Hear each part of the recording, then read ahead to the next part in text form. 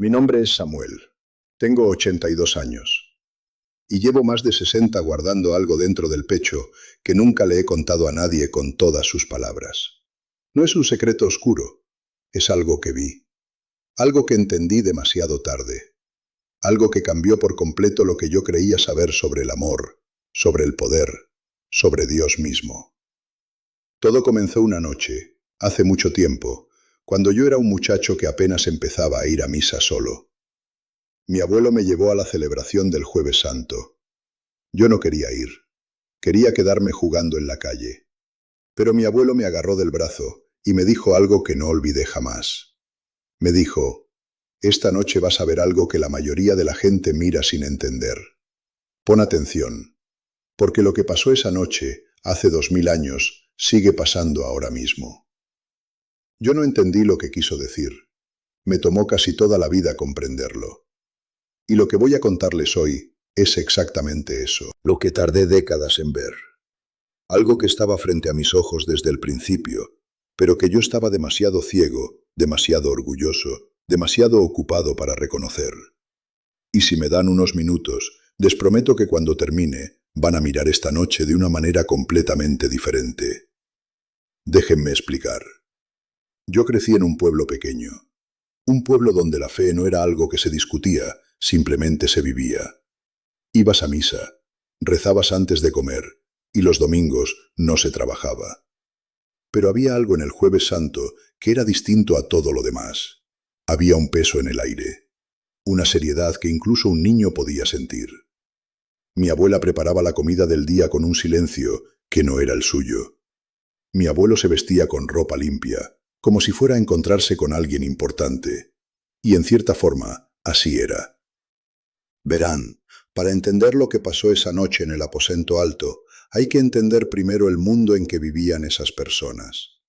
El pueblo de Israel vivía bajo el peso del Imperio Romano.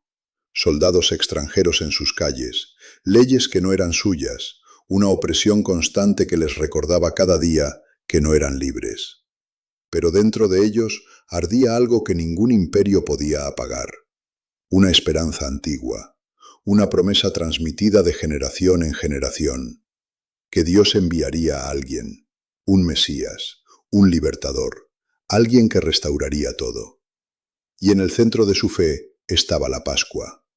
Cada año, las familias se reunían para recordar cómo Dios los había sacado de la esclavitud en Egipto. El cordero, el pan sin levadura, la copa compartida, todo hablaba de liberación. Esa cena no era solo un recuerdo, era su identidad. Era la prueba de que Dios cumple sus promesas. Yo no sabía todo esto de niño, lo fui aprendiendo con los años. Y lo que no entendía entonces era que Jesús llevaba ya casi 3 años caminando entre la gente, enseñando, sanando, revelando el reino de Dios. Las multitudes lo seguían con asombro, pero no todos lo recibían con alegría. Sus enseñanzas incomodaban, hacían preguntas que muchos no querían enfrentar. Y entre los líderes religiosos, la preocupación se fue convirtiendo en miedo. Lo veían crecer.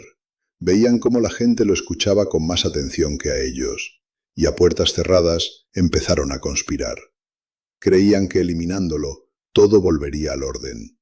No se daban cuenta de que estaban entrando en un misterio mucho más grande que sus propias intenciones. Y los discípulos, los más cercanos a Jesús, seguían sin entender. Soñaban con un reino terrenal, con poder visible, con gloria humana. Caminaban a su lado, pero el verdadero significado de su misión todavía no les había llegado al corazón. Honestamente, yo me identifico con ellos más de lo que me gustaría admitir. Cuando se acercó la Pascua, Jerusalén se llenó de peregrinos. La ciudad vibraba con una tensión que mezclaba devoción y miedo. Algo invisible se movía debajo de la superficie. El aire mismo cargaba la sensación de que la historia estaba llegando a un punto sin retorno. Y en ese momento frágil y cargado, el escenario quedó preparado para lo que cambiaría la historia de la salvación para siempre. ¿Saben qué fue lo que más me sorprendió cuando finalmente lo entendí? Que todo parecía tan ordinario. Una cena, pan, vino, una habitación prestada. Nada espectacular a primera vista. Pero ahí estaba Dios, a punto de hacer lo más extraordinario que jamás se haya hecho. Y lo hizo en silencio. Déjenme contarles cómo se preparó todo. Jesús envió a 2 de sus discípulos a la ciudad con una instrucción sencilla pero misteriosa. Debían seguir a un hombre que llevaba un cántaro de agua, algo inusual en aquella época, y él los guiaría hasta una casa ya elegida. Nada fue casualidad. Todo estaba guiado por una intención divina. La casa tenía un aposento alto, ya amueblado y preparado, esperando en silencio. Era un lugar apartado del ruido de las calles, íntimo, quieto. Dentro de esas paredes, algo sagrado estaba por suceder. El lugar mismo parecía contener una anticipación callada, como si la creación estuviera haciendo una pausa antes de un misterio a punto de revelarse. La mesa estaba puesta con pan sin levadura y vino, elementos simples, cargados de significado profundo. El pan hablaba de liberación, el vino de alegría y alianza. Esos signos, transmitidos por generaciones, contaban la historia de la acción salvadora de Dios. Pero esa noche iban a ser transformados. Ya no serían solo símbolos del pasado, sino signos de una realidad nueva y eterna. Jesús sabía perfectamente que su hora había llegado, el momento hacia el que toda su misión se había dirigido. Pero no había miedo en sus acciones, solo un amor deliberado y sereno. No se retiró ni se demoró. Dio un paso adelante con intención. Al preparar esa cena, estaba preparándose para entregarse por completo. Y aquí es donde todo cambia. Aquí es donde yo, a mis 82 años, todavía siento que se me eriza la piel. Jesús tomó el pan en sus manos. Lo levantó con suavidad, como lo había hecho tantas veces antes. Dio gracias al Padre, lo bendijo, lo partió y lo compartió con sus discípulos. Pero este gesto llevaba una profundidad nueva.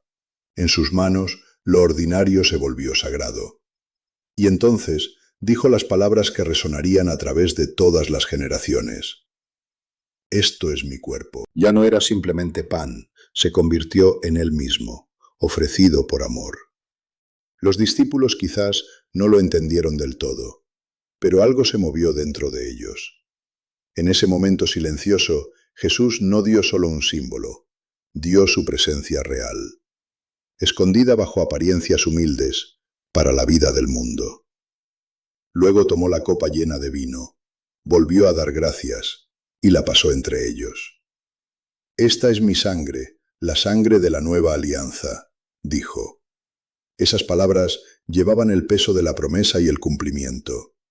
Ya no la sangre de corderos, sino su propia sangre, sellaría una alianza que nunca podría romperse, derramada no solo por un pueblo, sino por toda la humanidad. Verán, en ese acto sagrado, Jesús llevó la Pascua a su significado más profundo. La fiesta antigua recordaba la liberación de Egipto, pero ahora una liberación mayor se estaba desplegando.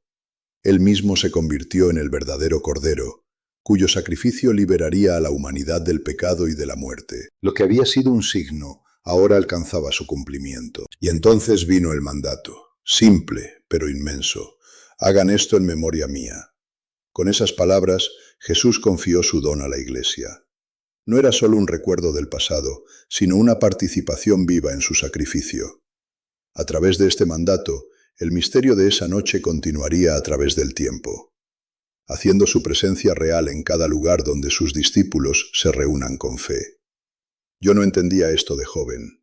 Iba a misa por costumbre, comulgaba sin pensar demasiado.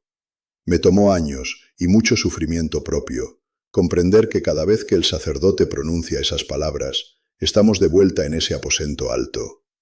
El mismo amor que estuvo presente esa noche sigue alimentando y transformando almas hoy. Y lo que no sabía en ese entonces, pero que ahora entiendo con una claridad que me duele, es que la última cena fue más que una comida. Fue el comienzo del sacrificio de la cruz, ya presente en misterio. Lo que se completaría en el Calvario ya se estaba ofreciendo esa noche. En el silencio de esa habitación, Jesús se entregó libremente. Pero déjenme contarles lo que pasó después, porque aquí es donde la historia da un giro que nadie esperaba. En medio de la cena, Jesús se levantó de la mesa. Se quitó el manto exterior, tomó una toalla y se la ató a la cintura, y uno por uno comenzó a lavar los pies de sus discípulos. La habitación quedó en silencio. El maestro, a quien llamaban Señor, estaba arrodillado frente a ellos, haciendo el trabajo del sirviente más bajo de la casa. Yo tenía 17 años la primera vez que vi al párroco de mi pueblo lavar los pies de 12 personas en la misa del Jueves Santo, y recuerdo que sentí algo extraño, vergüenza, no por él, por mí. Porque entendí, aunque vagamente, que yo nunca hubiera hecho algo así. Mi orgullo no me lo hubiera permitido. Cuando Jesús llegó a Pedro, el discípulo no pudo aceptarlo.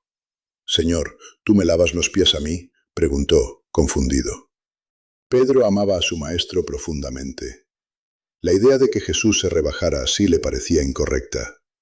Su resistencia no venía solo del orgullo, sino de un corazón que todavía no comprendía la profundidad de la humildad de Cristo. Jesús le respondió con firmeza suave: «Si no te lavo, no tienes parte conmigo». Esas palabras revelaron que el acto era más que un gesto de servicio. Era un signo de purificación interior y comunión. Para estar unidos a Cristo hay que permitirle que nos sirva, que nos limpie. Es una verdad humillante. Primero debemos recibir su amor antes de poder compartir verdaderamente su vida. Después, Jesús les dio un mandamiento que definiría sus vidas. Ámense unos a otros como yo los he amado. No era una invitación general a la bondad. Era un llamado radical a amar con el mismo amor que él acababa de demostrar.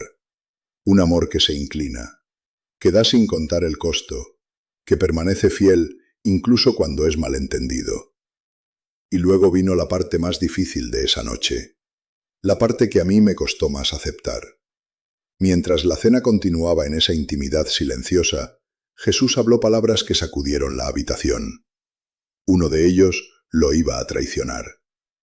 Los discípulos se miraron unos a otros con confusión, y cada uno empezó a preguntarse en silencio: ¿seré yo, Señor? Esa incertidumbre reveló algo profundamente humano. Conocían su propia debilidad, aunque no la entendían del todo.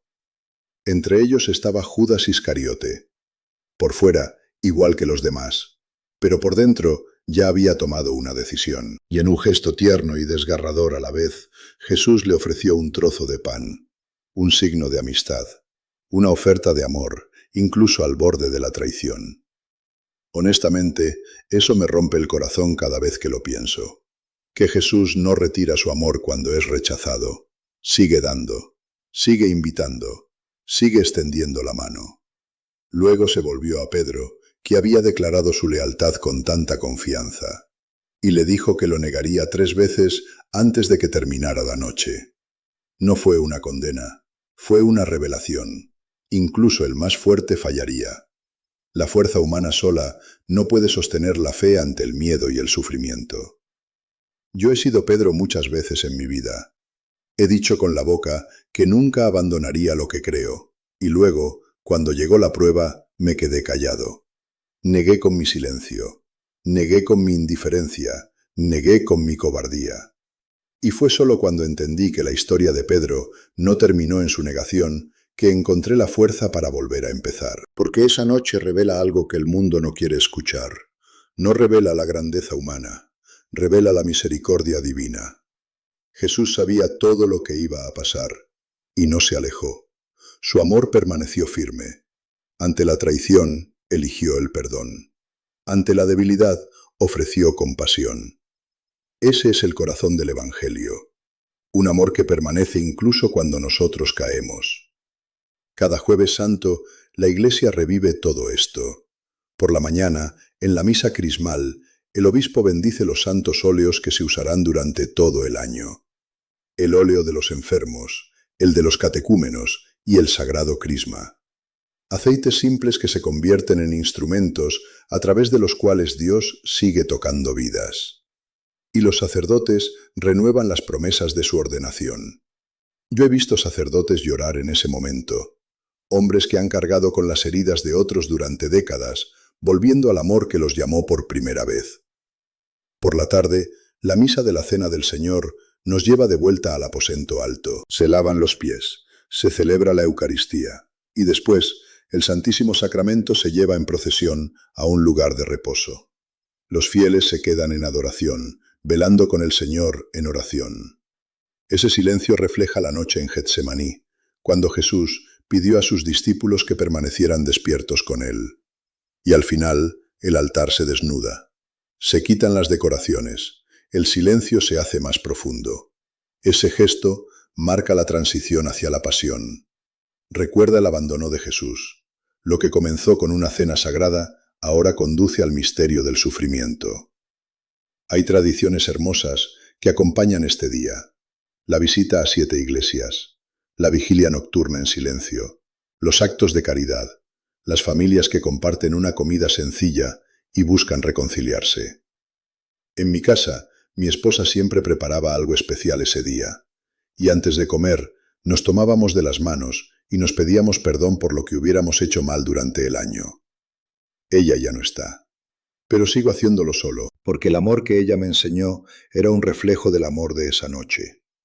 Y aquí es donde les quiero decir lo más importante, lo que me tomó 82 años entender completamente. El Jueves Santo no es solo un recuerdo, es un llamado para hoy. Nos invita a amar con acciones concretas. Como Jesús lavando los pies, estamos llamados a servir a otros en la vida diaria.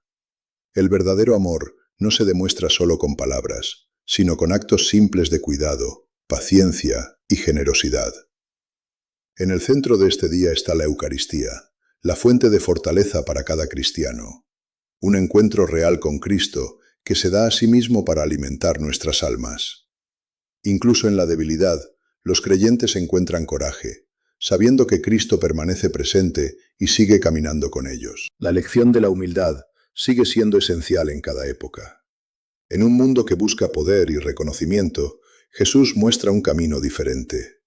La verdadera grandeza se encuentra en servir a los demás. La debilidad de los discípulos nos recuerda nuestra propia fragilidad. Como ellos, podemos fallar, dudar o alejarnos en momentos de miedo. Su historia refleja nuestras propias luchas, pero su debilidad no terminó su camino. Se convirtió en el lugar donde la gracia pudo actuar. Y sobre todo, esta noche revela la misericordia de Cristo. Él conocía los fracasos de sus discípulos y siguió amándolos. Esa misma misericordia se nos ofrece hoy. Ningún pecado es demasiado grande para su perdón. Su amor siempre abre un nuevo camino. Si esta historia les tocó el corazón, si sintieron algo mientras la escuchaban, les pido algo sencillo. Compartan este mensaje con alguien que necesite escucharlo. Dejen un comentario contándome qué parte les llegó más profundo. Y si todavía no lo han hecho, suscríbanse a este canal, porque aquí seguiremos compartiendo estas verdades que el mundo ha olvidado, pero que siguen siendo urgentes. Denle me gusta para que más personas puedan encontrar esto. Yo tengo 82 años. No sé cuántas oportunidades más tendré de contar estas cosas, pero mientras pueda, voy a seguir hablando. Porque el amor que se arrodilló esa noche en el aposento alto sigue arrodillándose hoy, frente a cada uno de nosotros, esperando que lo dejemos lavarnos, esperando que digamos que sí.